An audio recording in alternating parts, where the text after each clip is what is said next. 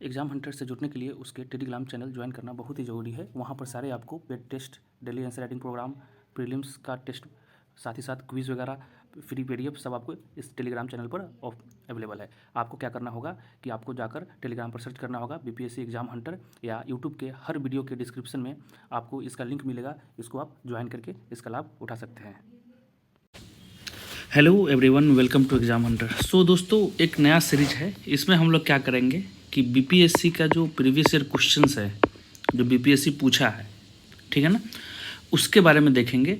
और उसमें हम सिर्फ हाईलाइटेड पॉइंट को देखेंगे कि क्वेश्चन का डिमांड क्या है, ठीक है। उसके बाद हमें उसका स्ट्रक्चर क्या होना चाहिए, क्वेश्चन को मतलब कैसे डील करें, और साथ ही साथ इसमें कौन कौन से पॉइंट आ सकते हैं, ठीक है। तो जस्ट लाइक का एक बूस्टर पॉइंट हम इसमें आपसे डिस्कस करेंगे, और डिटेल्स में नहीं, डिटेल्स में तो आप खुद लिख लेंगे। तो देखो, सामने जो पहला क्वेश्चन है डे 1, और एक और बात बता दूं, ये सब फ्री आंसर राइटिंग भी चल रहा है प्रीवियस ईयर का PYQ का। आपको क्या करना होगा कि ज्वाइन करना होगा टेलीग्राम जो एग्ज़ाम हंटर का है। वहाँ पर आप इसको डिटेल में लिख सकते हैं, इवेल्युएशन भी होगा। यहाँ पर सिर्फ हम लोग क्या करेंगे, बुलेट पॉइंट को डिस्कस करेंगे कि what is the demand of the question, ठीक है ना। अब देखो, सामने जो क्वेश्चन दिख रहा है दोस्तों, 67th BPSC का पूछा गया, जो अभी फिलहाल हुआ है, और पॉलिटी का क्वेश्चन है। क्वेश्चन है कि an independent judiciary having the power of judicial review, ठीक है, is a salient feature of the constitution of India. Do you think judicial activism has further added the power of the supreme court? Explain with example. अब देखिए, question को ध्यान से देखिए। तो question में क्या है, सबसे पहले आपका जुडिशियल रिव्यू के बारे में बात किया है, उसके बाद जुडिशियल एक्टिविज्म के बारे में बात किया है, और तीसरा डिमांड है आपका एग्जाम्पल के साथ कोट करना है। तो क्वेश्चन बोल रहा है कि जुडिशियल रिव्यू तो पहले से था ही हमारे पास। क्वेश्चन का डिमांड क्या है कि जुडिशियल रिव्यू पहले से हमारे पास तो था ही। अगर आर्टिकल 13 को देखें तो क्या है, जुडिशियल रिव्यू के बारे में बताता है, लेकिन इम्प्लिसिट है, एक्सप्लिसिट नहीं, वो अंदर हिडन है, ठीक है। तो बोल रहा है कि जुडिशियल रिव्यू ऑलरेडी हमारे कॉन्स्टिट्यूशन में था, जो एक जुडिशियरी को पावर देता है कि हमारे कॉन्स्टिट्यूशन को प्रोटेक्ट कर सके। जो गवर्नमेंट का जो कोई भी एक्शन होगा जो कॉन्स्टिट्यूशन के अगेंस्ट होगा, हमारे मौलिक अधिकार के अगेंस्ट होगा, उससे प्रोटेक्ट कर सके। लेकिन उसके बाद क्या हुआ कि एक नया कंसेप्ट आ गया, जुडिशियल एक्टिविज्म, ठीक है ना। जुडिशियल एक्टिविज्म आ गया, न्यायिक सक्रियता, ठीक है। तो जुडिशियल एक्टिविज्म एक नया कंसेप्ट आ गया, वो सुप्रीम कोर्ट को के जो पावर है उसको और इन्हांस कर दिया, ठीक है। अब इसी को बताना है विथ एग्जाम्पल। क्वेश्चन समझ में आ गया क्या है? तो सबसे पहले आपको क्या लिखोगे, हल्का फुल्का जो एग्जाम्पल वाला जो है ना, डेट इज़ द मेन, जो डिफ़िकल्ट बच्चों को लगेगा, उसको हम लोग अभी डिस्कस भी करेंगे कि कौन कौन से एग्जाम्पल हम इसमें अच्छे से दे सकते हैं, ठीक है। तो अब देखो, सबसे पहले हम इसमें क्या लिखेंगे, परिचय। परिचय में, इंट्रोडक्शन में हम क्या लिखेंगे कि वो डिफिनीशन नहीं लिखना है हमें। इंट्रोडक्शन में हमारा इंट्रोडक्शन होना चाहिए, परिचय होना चाहिए judicial review plus judicial activism को मिलाकर, ठीक है। उसके बाद आपको बताना है जुडिशियल रिव्यू के बारे में, ठीक है। Second dimension of the question, judicial review के बारे में बताना है, और बताना है कि कॉन्स्टिट्यूशन में कहाँ कौन कौन से प्रोविज़न में इसको मेंशन किया गया है, ठीक है। कुछ एग्जांपल्स भी देने हैं। उसके बाद बताना है कि जुडिशियल एक्टिविज्म क्या होता है, और दोनों में क्या डिफरेंसेज हैं, दोनों में क्या डिफरेंसेज है। तो ये सब आपको पेज नंबर 1 में ही ख़त्म करना है, इंट्रोडक्शन प्लस ये दोनों का रिलेशन। जुडिशियल एक्टिविज्म का ओरिजिन कब हुआ है, थोड़ा बहुत अगर आप देखोगे दोस्तों, तो 1973 में एक जजमेंट आया था, बहुत ही फेमस जजमेंट था, वो था केशवानंदन भारती केस, ठीक है ना। तो उसमें जुडिशियल बेसिक स्ट्रक्चर का एक कंसेप्ट दिया सुप्रीम कोर्ट। यही बेसिक स्ट्रक्चर क्या है, डेट इज जुडिशियल एक्टिविज्म। तो ओवरऑल अगर देखा जाए, जुडिशियल एक्टिविज्म का ओरिजिन जो हुआ ना, वो केशवानंदन भारती केस में हुआ है, ठीक है। तो पहला पेज क्लियर हो गया कि क्या करना है। अब आपको बताना है जस्ट वेट, कि जो जुडिशियल एक्टिविज्म है, जो मेन डिमांड ऑफ क्वेश्चन है जुडिशियल एक्टिविज्म है, वो कैसे पावर्स बढ़ाता है सुप्रीम कोर्ट का। ठीक है, तो यहाँ पर इसके कुछ एग्जांपल्स देने हैं, जैसे इसके जो फ़ायदा क्या क्या होगा वो बताइए। ठीक है, उस जजमेंट को बताइए, एग्जाम्पल को कोट कीजिए जो सुप्रीम कोर्ट के पावर को इन्हांस कर दिया है। ठीक है, अब देखो, अब जब पावर को इन्हांस कर रहा है तो कुछ ना कुछ इसका बुराइयां भी होगा। ठीक है ना, तो आपको लास्ट में वो भी बताना है कि कैसे जो जुडिशियल एक्टिविज्म है वो जुडिशियल ओवर रीच हो गया है, मतलब जुडिशियल एक्टिविज्म से चेंज होके जुडिशियल ओवर रीच पर आ गया है, उसको बताना होगा। ठीक है, और उसका भी एग्जाम्पल देना होगा, इसको हम क्रिटिसिज्म में डाल सकते हैं। उसके बाद आपको क्या करना होगा, वे फॉरवर्ड बताना होगा और लास्ट में कंक्लूजन लिखना होगा। ठीक है, यहाँ तक क्लियर हो गया। अब देखो, अब तो क्या एग्जाम्पल लिख सकते हो हम, कैसे, देखो क्वेश्चन के यहाँ पर जो मेजर डिमांड है ना दोस्तों, वो 2 डिमांड है। ठीक है, पहला डिमांड है कि जुडिशियल जो एक्टिविज्म है पावर के, सुप्रीम कोर्ट के पावर को इंक्रीज कैसे करता है, उसका कुछ एग्जाम्पल्स। ठीक है, और सेकेंड क्या है कि ये इसका क्या क्या मतलब चैलेंजेस हो सकते हैं, क्या क्या नेगेटिव इम्पैक्ट हो सकता है जुडिशियल एक्टिविज्म का। तो पहले देखते हैं कि एग्जाम्पल के साथ हम थोड़ा इसको पढ़ते हैं। देखो, अब सामने हिंदी में, इंग्लिश में लिखा हुआ है, लेकिन इसका जो PDF है ना हिंदी में भी मिलेगा बच्चों को। तो देखो अब कैसे पावर को इन्हांस करता है। सबसे पहला क्या है कि कुछ केसेस है, जैसे नाज फाउंडेशन का एक केस आया था जिसमें सेक्शन 377 को क्या कर दिया, डीक्रिमिनलाइज कर दिया होमोसेक्सुअलिटी।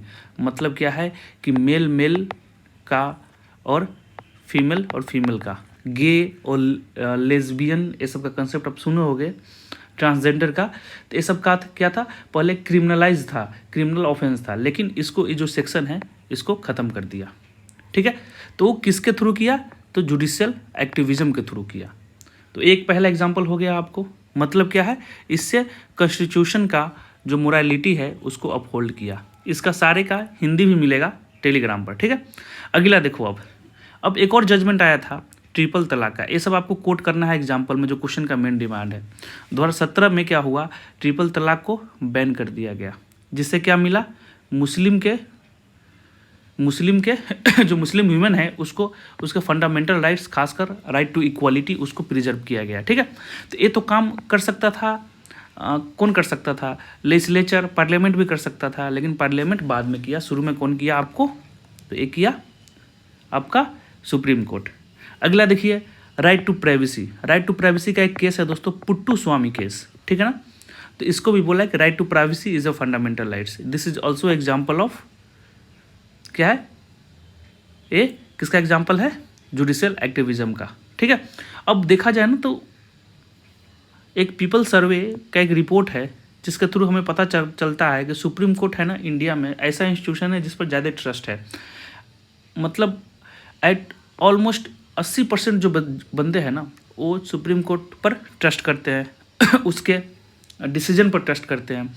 इसीलिए सुप्रीम कोर्ट क्या करता है कि जुडिशियल एक्टिविज्म, मतलब एक कंसेप्ट जो काम जनरली होता है लेजिस्लेचर का, वो कौन करता है, सुप्रीम कोर्ट करता है। कारण, क्योंकि लेजिस्लेचर नहीं कर रहा है। ठीक है ना, जैसे एक एग्जांपल देखो कि सबरीमाला केस आया था, ये भी आप एग्जांपल को कोट कर सकते हो। सबरीमाला केस आया था दोस्तों, तो सबरीमाला में क्या है कि अगर कोई औरत है, उनको अलाउ नहीं है, मेंस्ट्रुएशन साइकिल जब पीरियड्स वगैरह होते हैं उस समय नहीं जा सकती है, ऐसे कुछ करके था। तो उसमें जो सुप्रीम कोर्ट का जजमेंट था वो बोला था कि that is against the freedom and freedom of the against the freedom of the women, मतलब जो औरतें हैं उनके freedom as well as equality के अगेंस्ट है। ठीक है, तो ये काम किसका है, ये काम है हमारा पार्लियामेंट का, लेकिन कर कौन रहा है, तो जुडिशरी कर रहा है। तो इसको भी आप एग्जाम्पल कोट करो। ठीक है, अब देखो, अब एक और आया था,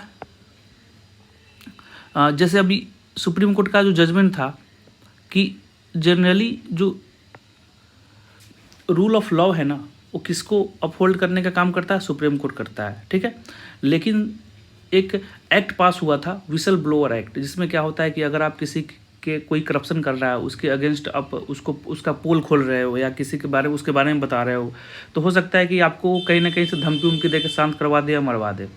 ठीक है, तो उसके प्रोटेक्शन के लिए कोई एक्ट पास नहीं कर रहा था पार्लियामेंट, लेकिन ये डिसीजन किसका था, सुप्रीम कोर्ट का। सुप्रीम कोर्ट का जो एक्टिविज्म था वो आर्टिकल 142 बोलता है ना, ये सबसे ज़्यादा पावरफुल, यही सबसे ज़्यादा पावर देता है सुप्रीम कोर्ट को। सुप्रीम कोर्ट कंप्लीट जस्टिस को करने के लिए कहीं भी घुस सकता है इस आर्टिकल को यूज करके, ठीक है ना। तो ये सब क्या है ना, आपको एग्जाम्पल देना था ऐसे क्वेश्चन में। बहुत सारे एग्जाम्पल है, लेकिन these are the famous example, इसको आप दे सकते हो, ठीक है। और जुडिशियल एक्टिविज्म से कुछ इंपॉर्टेंट केस आया है, जैसे केशवानंदन भारती केस हो गया, गोलकनाथ केस हो गया, ठीक है ना। तो इस सब क्या होता है कि इस सब से जुडिशियल एक्टिविज्म का जो पावर है सुप्रीम कोर्ट को निकला है।